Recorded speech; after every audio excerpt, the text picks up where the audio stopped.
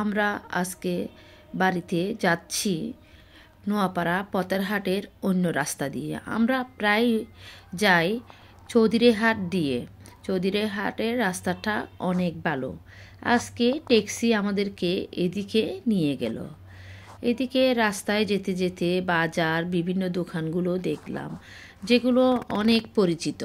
যতবারে যাই আমরা রাস্তা দেখে দেখেই যাই। রাস্তাগুলো দেখলেই ছোটোবেলার স্মৃতি মনে পড়ে।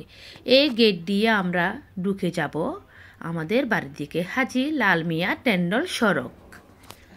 এদিকে যাওয়ার পথে আমরা সব সময় হিন্দু বাড়ির মূর্তি দেখতাম। সরস্বতী পূজার মূর্তিগুলো এখানে অনেক সুন্দর করে বানিয়ে রাখতো। সবাই দল বেঁধে যখন হেঁটে আসতাম তখন দেখতাম এখান থেকে মুড়ি বিক্রি করতে যেত আমাদের পাড়ায়। এখন গাড়ি হয়েছে, আগে সবাই হেঁটেই নোয়াপাড়া স্কুলে আসতাম আমরা। দল বেঁধে আসতে আসতে আমাদের ৬-৭ মিনিট লাগতো। এখন এখান থেকে এতটুকু হাঁটলেই আমরা হাঁপিয়ে উঠি, গাড়ির কথা চিন্তা করি।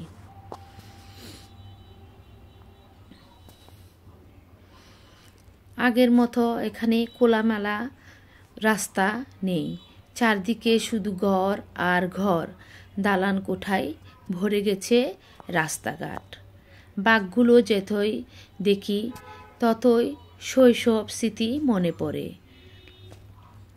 কত বৃষ্টির সময় ভিজেছি, কত শীতের সকালে এসেছি এই রাস্তা দিয়ে। সবাই যখন দল বেঁধে গল্প গুজবে মেতে থাকতাম, রাস্তা মনে হতো এখনই পুড়িয়ে গেছে, তাড়াতাড়ি রাস্তা শেষ হয়ে গেছে আমাদের। এখানে কত পরিচিত বন্ধু বান্ধবরা আছে, একের সাথে লেখাপড়া করেছে, একের সাথে আমাদের সাথে স্কুলে গিয়েছে, সেরকম। এদিকে রাস্তার অবস্থা খুব একটা ভালো নয়।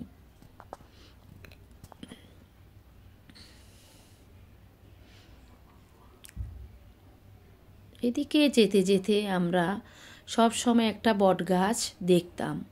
বট গাছের ওইখানে আসলেই শিমুল ফুল কুড়াতাম। শিমুল ফুল ছিল, পলাশ ছিল, ওইখানে সব সময় এই ফুলগুলো আমরা কুড়িয়ে নিতাম। কিছু ফুল আছে ওইগুলো দিয়ে আমরা বাঁশি বাজাতাম। লাল হয়ে ফুটে থাকতো ফুলগুলো। শিম গাছ গ্রামে অসাধারণ শীত হয় এই শীতকালে, দেখার মতো এই শিম গাছগুলো। শিম যদিও তেমন একটা এখনও ধরেনি, এখানে শিম ধরতে ধরতে ফেব্রুয়ারি মাস চলে আসে। যতই বাঘগুলো পার হচ্ছি ততই পরিচিত ঘরবাড়ি চোখে পড়ছে।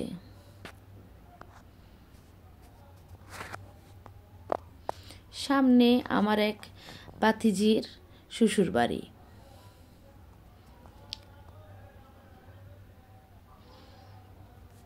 এটা পার হলেই বাদামতল বলে। বাদামতল গেলেই আমার এক বান্ধবীর বাড়ি, ফারজানা বুবি ওর নাম।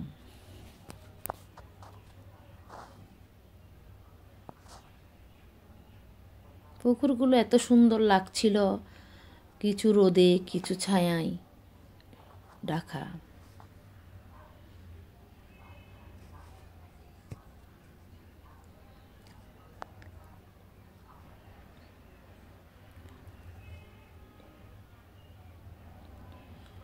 এটা পার হলেই দেখা যাবে একটা মসজিদ। যখন আমরা সকালে স্কুলে আসতাম তখন দেখতাম অনেকে মসজিদে তখন পড়ছে। এই মসজিদে আমার মেজো জেঠা বাচ্চাদের পড়াতেন।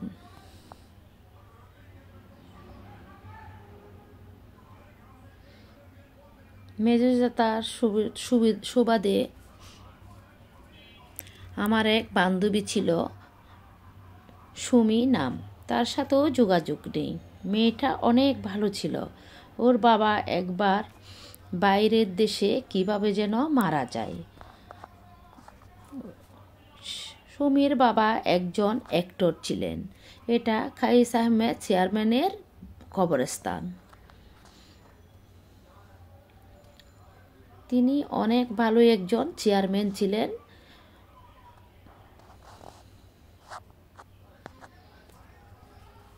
এখন আমরা যেটা যাচ্ছি এটাকে বলে নিরামিষ পাড়া।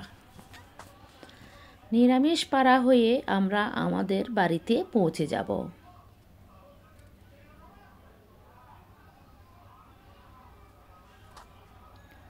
সবখানে খড়ের গাদা, কারণ এখানে এখন ধান উঠেছে সবার ঘরে ঘরে।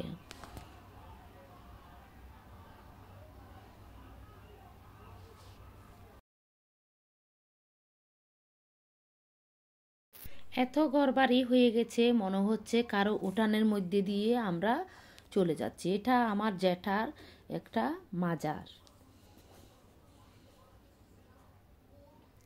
আমরা আমাদের বাড়িতে এসে পৌঁছালাম।